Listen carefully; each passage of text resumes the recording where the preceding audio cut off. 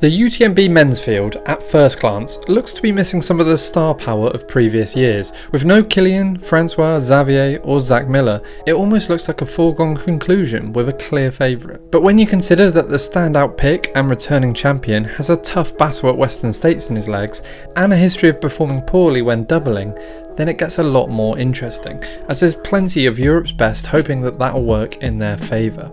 I'll just be touching on a few of the runners that I think you should keep an eye on and going over some of my picks for the win, so let me know who I've missed and who you'll be rooting for in the comments below. Let's jump into it. Okay, so let's start with that former UTMB champion who's looking to complete one of the hardest doubles in the sport. I am of course talking about Ludovic Bomeray. Just 7 weeks ago, Ludo won Hard Rock in dominant fashion, breaking Kilian Jornet's course record in the process. The 49-year-old, who also won UTMB in 2016, is aging like a fine wine and flying the flag for anyone who believes their best years are yet to come. If you're at all neutral, Ludo is who you should be cheering for. I'm not expecting him to win this one, but I've popped him into my top 10, but I would absolutely love to be proven wrong. So Jim Warmsley is the standout on paper. Last year's champion is returning in fine form, having just won Western States, where he ran the second fastest time in history. But that doesn't tell you the whole story. That Western States win was the hardest Jim has had to work at that race, battling until late on and seemingly having to dig super deep to get the job done. You have to imagine that took a lot out of him, certainly more than when he bounced along smiling the whole way back in 2021. And that season his attempt at the UTMB double ended with a DNF. As I explained when talking about Katie Scheid in my women's preview, the Western States UTMB double is ridiculously difficult, with only 3 athletes managing it in history.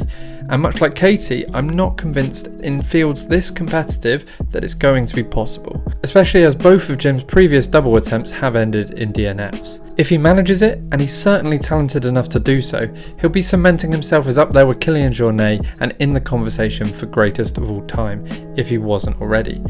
Just going on past attempts though, I think it might be a bit too much for him. I've got him in 3rd.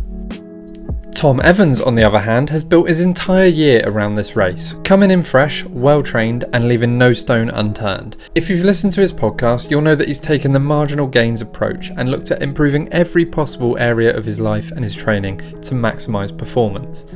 I'd argue that we've never seen an athlete prepare more for a single race than Tom has for this one.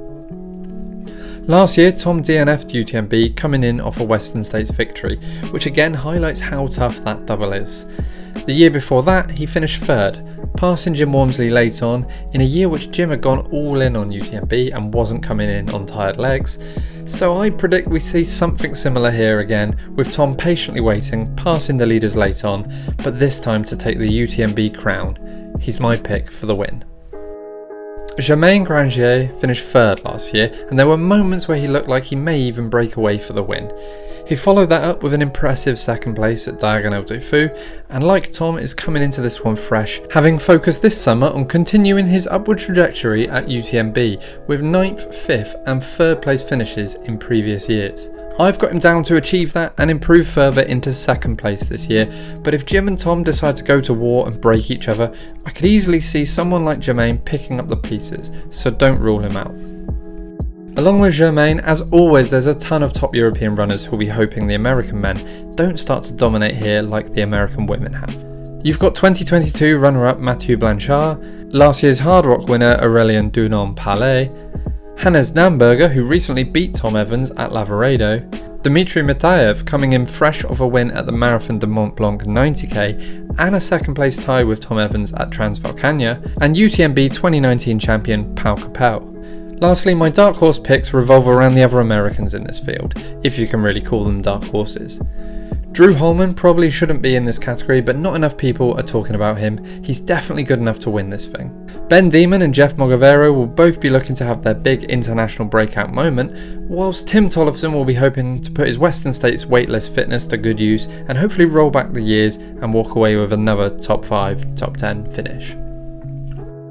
So that's a wrap for my UTMB previews and predictions. Here's my full Fantasy Freetrail picks.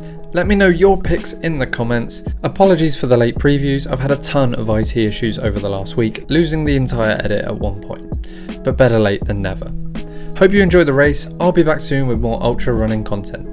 Cheers.